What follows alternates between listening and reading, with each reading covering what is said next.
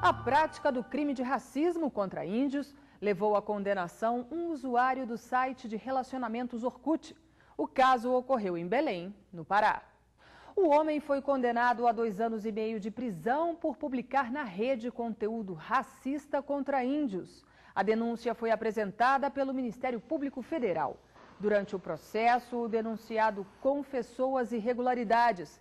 De acordo com a Seção de Comunicação da Justiça Federal no Pará, a condenação é inédita no estado.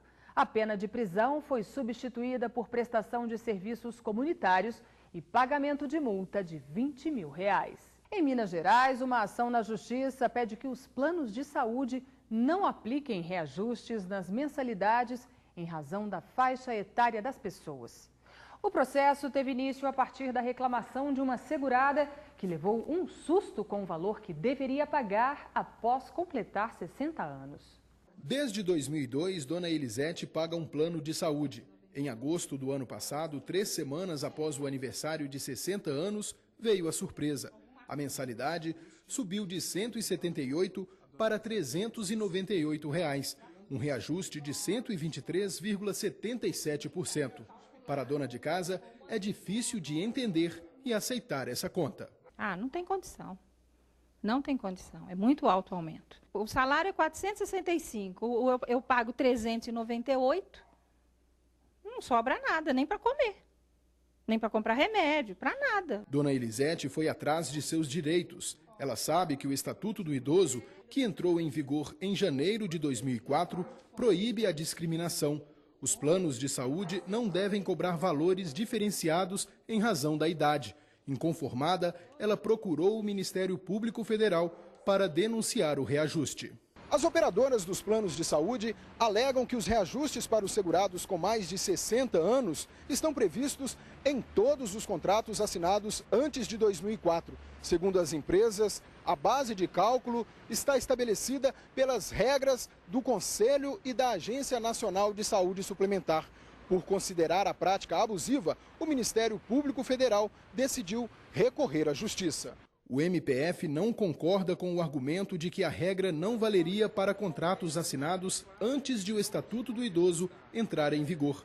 Segundo o Ministério Público, o Estatuto é uma norma de ordem pública e, portanto, tem efeito em contratos anteriores à sua edição. A interpretação que a Agência Nacional de Saúde Suplementar, bem como a União, deram à lei, acabou por praticamente eliminar o direito do idoso à proibição do reajuste por faixa etária do plano de saúde. E isso acabou por retirar 90% dos idosos do possível benefício legal. A ação civil pública foi ajuizada contra a ANS e a União.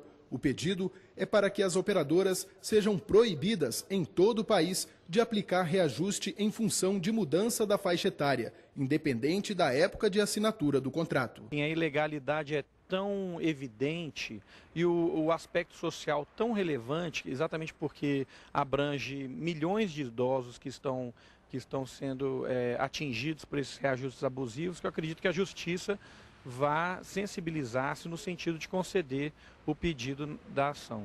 Além de ferir o Estatuto do Idoso, o reajuste descumpre o Código de Defesa do Consumidor.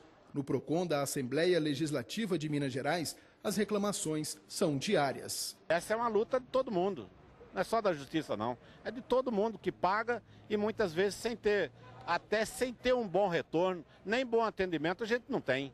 O coordenador do PROCON diz que os planos de saúde têm a obrigação de justificar os reajustes. Se não há previsão contratual de um índice de reajuste e a operadora de plano de saúde aplica um determinado índice, ela tem, pelo Código de Defesa do Consumidor, que justificar o porquê desse aumento. Segundo dados da ANS, cerca de 53 milhões de pessoas têm planos de saúde no Brasil.